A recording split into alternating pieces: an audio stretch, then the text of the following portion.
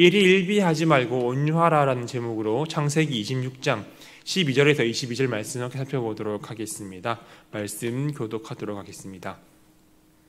이삭이 그 땅에서 농사하여 그 해에 100배나 얻었고 여호와께서 복을 주심으로 그 사람이 창대하고 왕성하여 마침내 거부가 되어 양과 소가 때를 이루고 종이 심이 많으므로 블레셋 사람이 그를 시기하여 그 아버지 아브라함 때 그 아버지의 종들이 판 모든 우물을 막고 흙으로 메었더라. 아비멜렉이 이삭에게 이르되 내가 우리보다 크게 강성한즉 우리를 떠나라. 이삭이 그곳을 떠나 그랄 골짜기에 장막을 치고 거기에 거류하며 그 아버지 아브라함 때에 팠던 우물들을 다시 팠으니 이는 아브라함이 죽은 후에 블레셋 사람이 그 우물들을 메웠음이라. 이삭이 그 우물들의 이름을 그의 아버지가 부르던 이름으로 불렀더라. 이삭의 종들이 골짜기를 파서 샘 근원을 얻었더니 그랄 목자들이 이삭의 목자와 다투어 이르되 이 물은 우리의 것이라 하매 이삭이 그 다툼으로 말미암아 그 우물 이름을 에색이라 하였으며 또 다른 우물을 팠더니 그들이 또 다툼으로 그 이름을 신나라 하였으며 함께 읽겠습니다. 이삭이 거기서 옮겨 다른 우물을 팠더니 그들이 다투지 아니하였으므로 그 이름을 루호봇이라 하여 이르되 이제는 여호와께서 우리를 위하여 넓게 하셨으니 이 땅에서 우리가 번성하리로다 하였더라. 아멘. 오늘의 말씀은 어제 본문과 이어지는 내용으로서 우물과 관련하여 이삭과 이 블레셋 사람과의 분쟁과 갈등에 해당하는 내용입니다. 블레셋 사람들이 이삭이 번성하자 시기하여 우물을 메우고 빼앗기를 반복하는 것이죠. 이러한 가운데 이삭은 온유한 마음으로 끝까지 인내하는 모습을 우리에게 보여주고 있습니다. 이러한 이삭의 모습을 통하여 우리가 이 땅에서 어떤 자세로 살아가야 하는지를 한번 살펴보았으면 좋겠습니다. 먼저 이 12절에서는 이삭이 그 땅에서 농사하여 100배나 되는 결실을 얻었고 여호와께서 복을 주셨다라고 말씀을 하고 있습니다. 어제 말씀에서 보았듯이 이삭은 흉년이 들었지만 애굽으로 내려가지 말라는 하나님의 명령에 순종해서 그랄 땅에 머물렀습니다. 그곳에서 자신의 아내를 누이라고 거짓말을 하여 아비멜렉에 의해 잘못을 지적당하는 수치를 겪기도 했지만 하나님께서는 여전히 이삭과 함께 하셨습니다. 하나님의 말씀에 순종하여 애굽으로 내려가지 않은 이삭에게 하나님께서는 풍성한 복을 내리셔서 농사를 통해 무려 100배나 되는 큰 결실을 얻게 한 것입니다. 그리고 이러한 여호와의 축복으로 인하여 이삭은 창대하고 왕성하여 큰 거부가 됩니다. 양과 소가 떼를 이루고 종도 심이 많아진 것이죠. 어제 본문인 26장 3절에서 이 땅에 거류하면 내가 너와 함께 있어 내게 복을 주겠다라고 말씀하신 하나님께서 말씀하셨던 대로 이삭이 이 하나님의 말씀에 순종한 결과 이렇게 큰 부자가 된 것입니다. 여러분, 하나님께서 축복하시기로 결정하시자 이삭은 애굽 땅으로 내려가지 않고도 흉년이 임한 그랄 땅에서 많은 곡식을 거두며 거부가 되는 큰 복을 누리게 되었습니다. 왜 그렇게 되었습니까? 바로 하나님의 명령에 순종했기 때문입니다. 이러한 사실이 우리에게 주는 교훈은 무엇입니까? 우리가 가장 중요하게 여겨야 할 것은 바로 하나님의 말씀에 대한 순종이라는 것입니다. 하나님께 순종하여 하나님의 보호와 인도하심이 우리의 삶에 함께하도록 해야 한다는 것입니다. 하나님께서 함께 하신다면 우리가 마주하는 이 모든 일이 하나님의 이 통제 아래에 있으며 필요하시다면 하나님께서 언제든지 우리를 위해 축복을 베푸실 수 있기 때문입니다. 그렇게 여러분, 하나님의 말씀에 늘 순종하시길 바랍니다. 하나님의 사람은 어느 곳에 있든지 하나님의 말씀만 순종한다면 하나님의 이 축복 아래 거하게 됨을 기억하시기를 바랍니다. 우리가 하나님이 맡겨주신 자리에서 순종하며 충성할 때 하나님께서는 우리에게 복을 주시며 이 놀라운 결실들을 허락해 주실 것입니다. 이렇게 여호와께서 복을 주셔서 이삭이 거부가 되자 이 블레셋 사람들이 이삭을 시기하기 시작합니다. 블레셋 사람들의 입장에서는 이방인인 이삭이 자기 땅에 들어와 살면서 거부가 되자 못마땅하게 여겼던 것이죠. 그래서 15절의 말씀을 보게 되면 블레셋 사람들은 이삭의 부유함을 시기하여 아브라함 때에 종들이 팠었던 모든 우물을 흙으로 메워버립니다.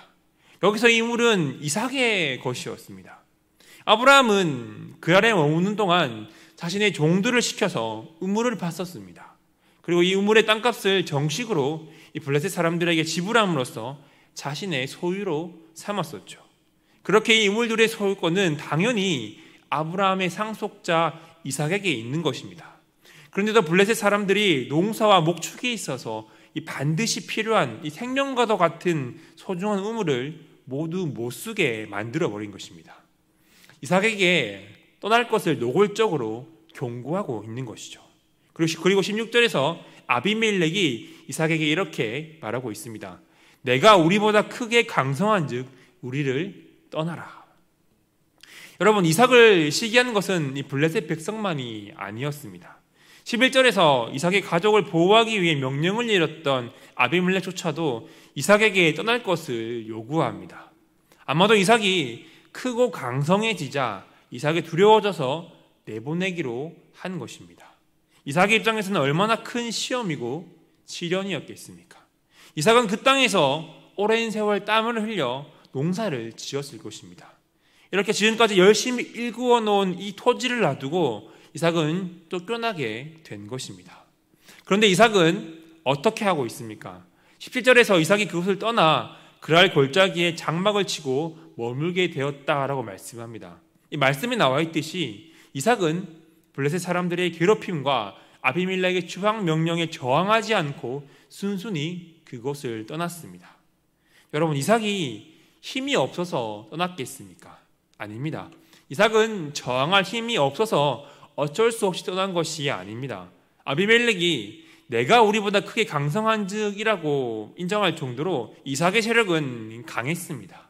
그럼에도 이삭은 싸우지 않았습니다.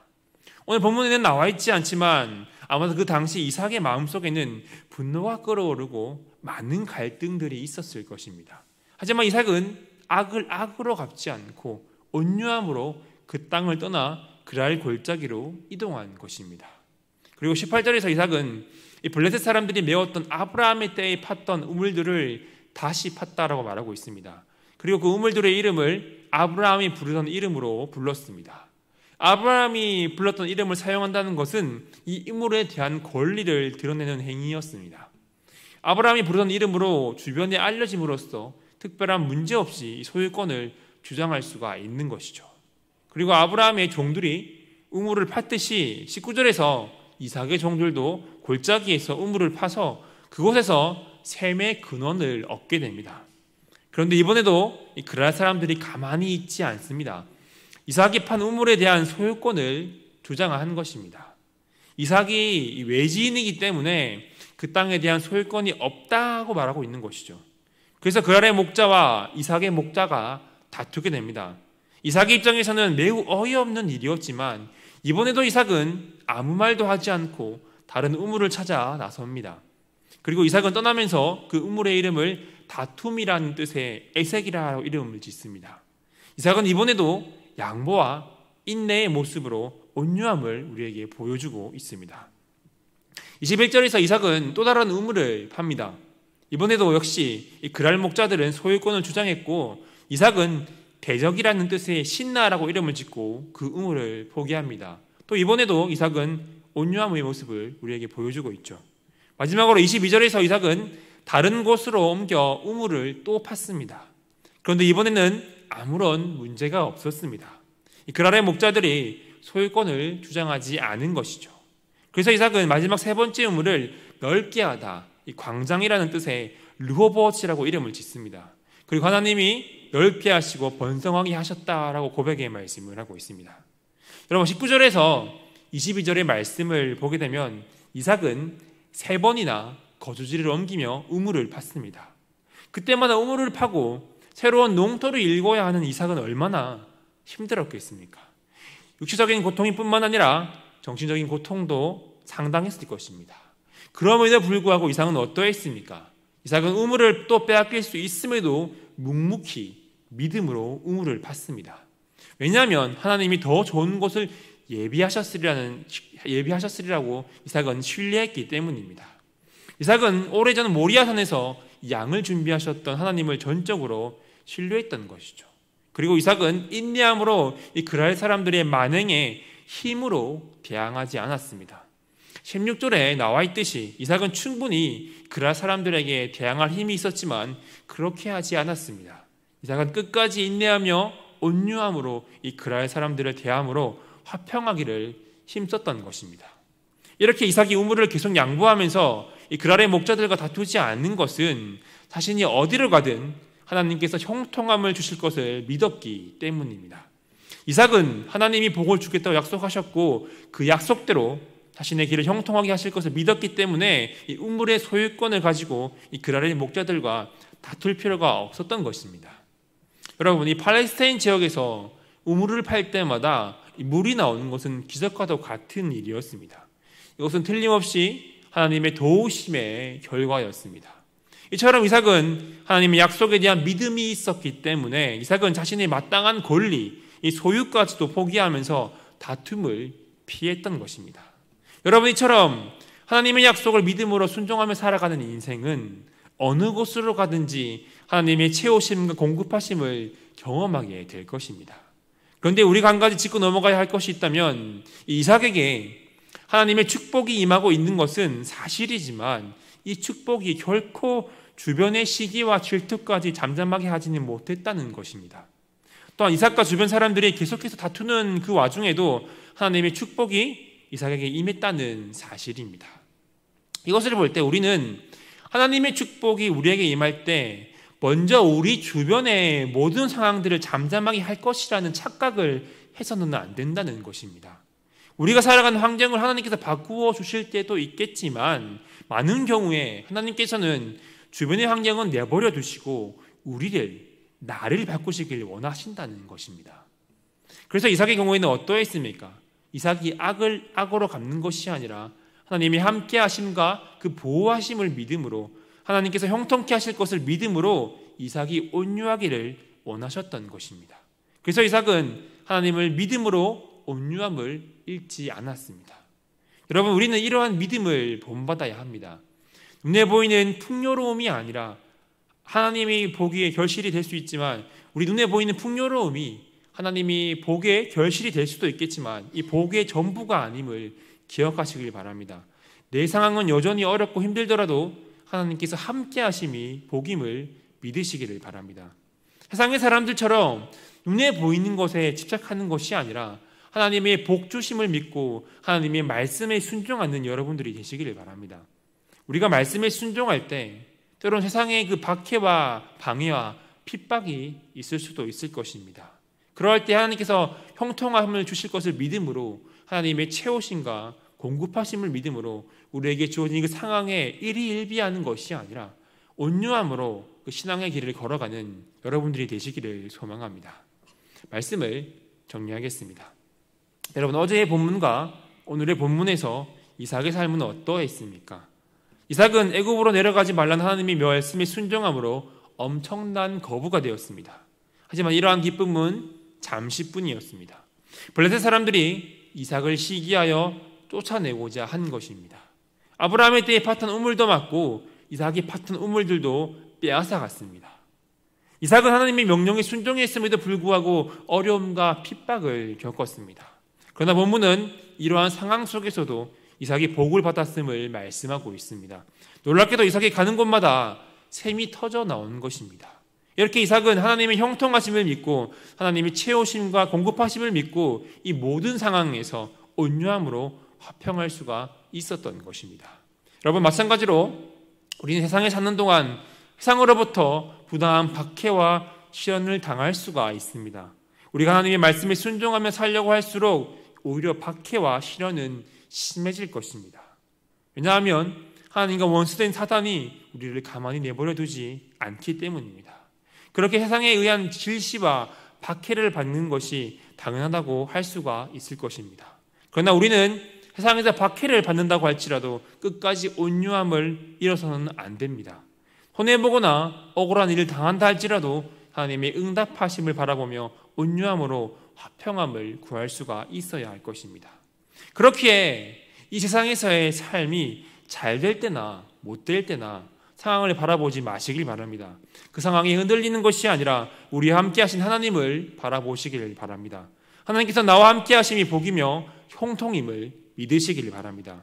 그러므로 우리에게 주어진 상황에 따라 일희일비하는 것이 아니라 하나님만을 믿고 의지함으로 온유함으로 형통함의 복을 누리는 저와 여러분들이 되시기를 간절히 소망합니다. 기도하겠습니다. 하나님, 우리가 신앙생활을 함에 있어서 하나님의 말씀에 순종하며 이 땅을 살아갈 때에 때론 세상의 박해와 핍박을 받게 될 때가 있을 것입니다. 그러할 때 이삭의 모습처럼 온유함을 가지길 원합니다. 하나님께서 형통하게 하시며 하나님께서 채우시며 공급하심을 믿음으로 나아가길 원합니다. 그러므로 우리에게 주어진 상황과 환경을 바라보는 것이 아니라 잘되고 못됨에 따라 일희일비하는 것이 아니라 모든 것 가운데 우리에게 복을 주시는 하나님을 바라보게 하여 주시옵소서.